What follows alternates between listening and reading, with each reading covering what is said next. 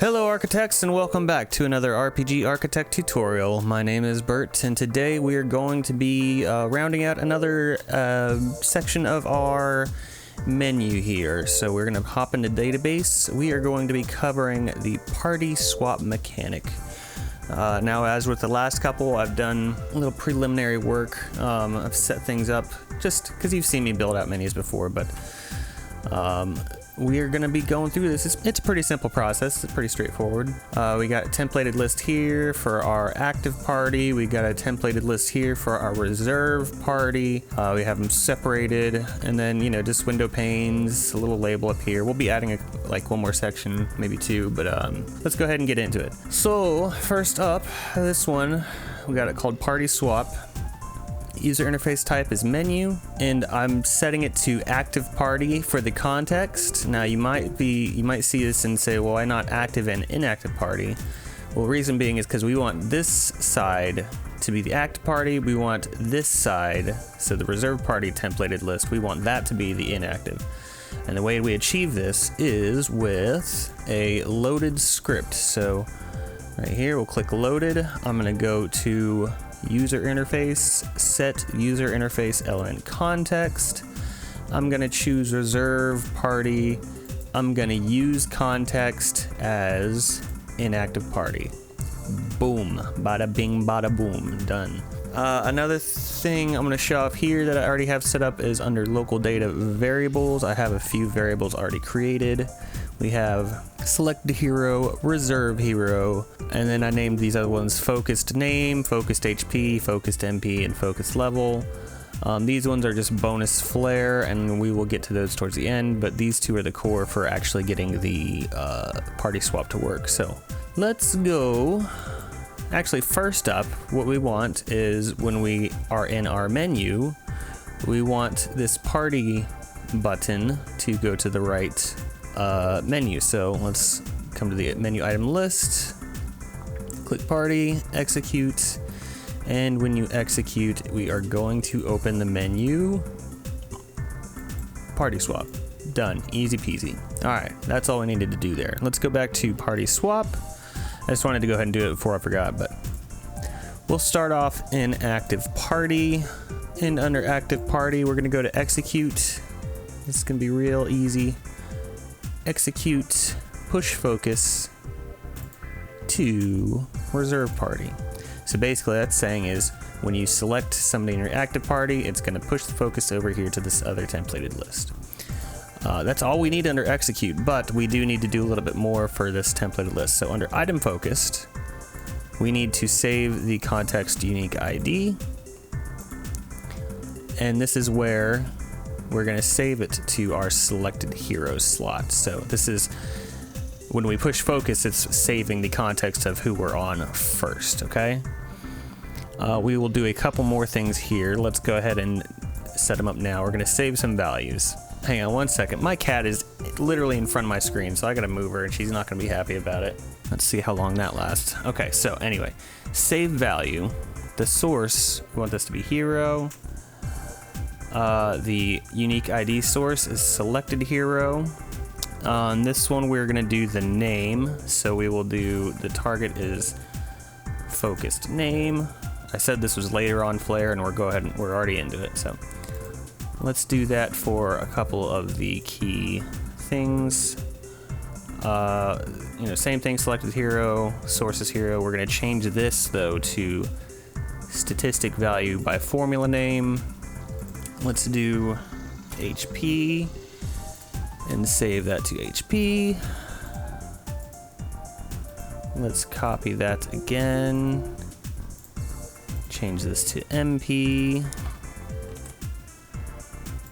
And change this to MP. And one more time. And we're going to call this level. There we go. Okay, so this is saving, whoever we're on, it's saving their HP, their MP, and their level. And the reason I'm doing this is because I'm going to have it display their HP, their MP, their level, and their name up here in this section, whoever it's selected. So We will get to that though, but yeah, that's actually it for the active party list. So now let's go to our reserve party. And when we execute, we're gonna save context unique ID. We're gonna choose the local variable reserve hero. And then we are going to come up here to party, and you wanna choose swap party member. Not change party member, swap party member. I think change is like by adding it, like adds them directly or something. I can't remember. I might put Aloxes up because he explained it to me and I don't remember. But anyway, swap party member by unique ID on both the source and the target. And I believe these are interchangeable. It doesn't matter if you have reserve as the source or the target. And I think add to scene is fine. Yeah, but there you go, that's that. And then actually what we want is to refresh the user interface element context for the active party and for the reserve party. And lastly, we're gonna pop the focus to push us back to, pop focus to push us back to where we were. And yeah, there we go. We're donezo. Almost, actually. So let's see, we also need item focused. This is basically the same script that we had here. So let's copy this. Man, there's a cicada just going nuts outside, dude. I don't know if you can hear that, but he's losing his mind. Anyway, it's the same as the active party item focused script, but we're gonna choose reserve hero instead of selected hero. Okay? And that's the bulk of it. I mean, that'll work. The last thing I'm gonna do is I'm gonna set up the little display here, and so we're just gonna do a text element. We'll call this focused stats. Sure.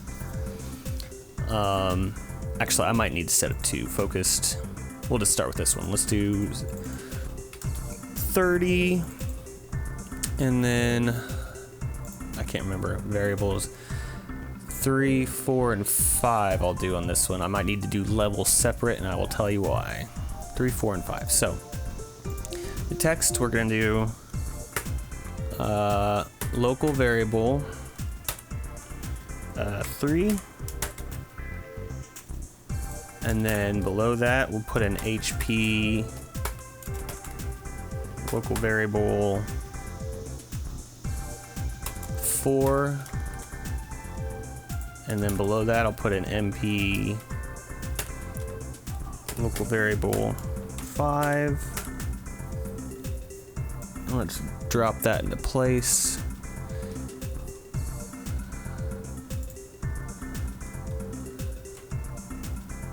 See, the name is not popping up, but that's fine. About there. And let's just copy and paste this. Let's call this focused level. Reason I'm doing it this way, LVL, is because if I had it all in one element and a character's name was longer, it would push like the level stat around. So it's like for Miss Guppy or Gab or whatever, the level would be jumping around in this window. Does that make sense? Whereas if I set it as its own element, 4, 5, 6, I think it was, I can just put it in place and it will stay there. So I'll shift it over here. About there. That work? All right. Oh, and real quick, I almost forgot, when I copied over the item focused script from active party to reserve party, I almost forgot to change the source from selected hero to reserve hero. So go ahead and change your unique ID source on all these stats to reserve hero, okay? All right, and so that should be it. I've actually already set up some new characters to add to our party, so you didn't have to sit and watch me do that. But there's also this little dude here who, when you talk to him, He just says a message, everyone join the party. He adds characters using that script, and then he turns his script off. Not a necessary step for this tutorial, but just good practice. All right, so let's go. Let's do this. Let's see if I got it. All right, so first up, let me show. Come down to the party window. There's a little bug that Locke is aware of, that when you first come in here, the stat doesn't show up. But as soon as I scroll down to Gab, you see her level, her stats show up, and I go back up to Bertimus. All his stats show up accordingly. So, but yeah, you can see that all works fine. We don't have any party members to swap to, so let's go over here, talk to this guy. Everyone join the party. This is a massively big window, very much overkill for that message, but it's okay. So let's go now to party. We see we have more party members. And I'm gonna scroll down. Let's say, let's just swap them all out. So Bertimus, I can swap out here for Megatron. And you can see now Megatron is in there. His stats are in there. Cool. Let's go Gab. We'll swap her out for Big Red. Okay. Good deal. Good deal. Let's swap out Gorlock for General So's chicken. So's. There we go. Oh, and classic Bert move there. The name is too long. Should be expected. And lastly, let's change out Miss Guppy for Henry Dillman. There we go. We have a new party. Oh, and I backed out. Oh, okay. So, I did notice I didn't upgrade or refresh this menu. Let me look real quick and see if I can figure out how that happens. So it's like if you swap somebody in, it's still showing the other ones. So yeah, let me see if I can figure what's up with that. I didn't test that. A few moments later. Okay, y'all. Well, I messed around with it for a bit, and I talked to Locke, and this is actually a known issue. He is working on a fix for it, but as of right now, it's just going to be what it is. We'll swap out my party members, and it's not going to update just yet until I reopen. It's okay. Like I said, he is working on a fix. He knows that that is a thing. But you can see the names updated. I didn't change their tags. That's a thing. But their levels and their XP, their health, everything updates here. Yeah, so that's how you set up a party swap thing. You can obviously set up your own design. You can have their portrait up here if you'd like. Yeah, whatever you want to do here, but we now have the new party of Megatron, Big Red, General So's Chicken, and Henry Dillman ready for their adventure. So, and you can see, yeah, let's do yeah, anyway, that's all for today, y'all. I hope this was helpful. I hope you enjoyed the tutorial. As always, if you did, please be sure to like and subscribe, scrib. Leave a comment down below if you would like. Actually, yes, leave a comment below. Let me know. I think we've covered quite a bit here for the game loop. I mean, we've got different party members. We've got a store set up. We've done random battles. We've changed tags. We've shown how to get money. We've done treasure chests. We've set up a switch to show how you can control other events. We've done the battle system. I'm not going to jump into that, but we've done the battle system. I don't remember what these ladies do. She gives you items. That's right. We got item menu set up. You can equip things. What else do we have for your standard game loop? Reason I'm asking is because we might be able to go forward and start doing some more like edge case stuffs, or not even edge case, just some random things, man. Like just some weird fun things. I mean, I think we've covered quite a bit with this project. Like I said, we've done random encounters, we've set up 3D environments, we've covered a lot in a year. I know I didn't go through all these menus. I guess I could do ability stuff. That's something. A status menu. That's really easy. You guys have seen that. I mean, it's the same thing as setting up your equip stats. It's the same thing as setting up here. You know, it's the same thing as setting up your party templated list. It's just a different design, but you've seen how to set up HP and level and stats and stuff like that.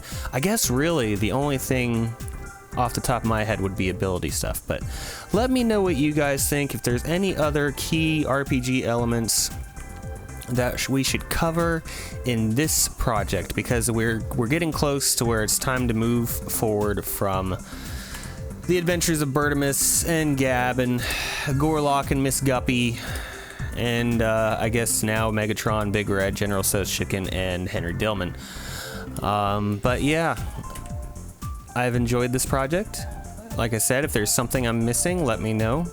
But anyway, if you'd like to become a member of the channel and support us even further, click that join button. Join our Discord, join the forum. If you don't have your copy of RPG Architect already, go ahead and pick one up over on Steam. We are still in early access as of the recording of this video. You can see there is a ton of things you can do already. And we've really only covered like the RPG aspect of things. Oh, what does that mean? We'll get into that later, but anyway, that's going to be it for me today, y'all. I hope you enjoyed, and as always, you have been amazing. I have been Bert, and I'll see you on the next one. Bye-bye.